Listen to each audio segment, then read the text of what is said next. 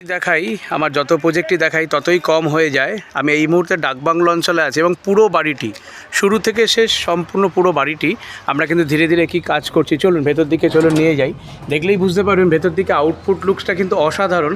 এবং যখন রাত্রিবেলা আমরা এই টোটাল গার্ডেনটায় সুন্দর করে লাইট লাগাবো তখন আরও সুন্দরভাবে দেখতে পারবেন। এবং ভেতরের দিকে আস্তে আস্তে নিয়ে যাই, দেখুন এখানে একটি লম্বা একটি স্পেস, এই স্পেসে কিন্তু সুন্দরভাবে একটি ডিজাইন করে নিয়েছিলাম। এবং এই ডিজাইন শুধু করা না, ডিজাইনের ভেতরের দিকে সুন্দরভাবে আলো দিয়ে সাজিয়ে নিয়েছি।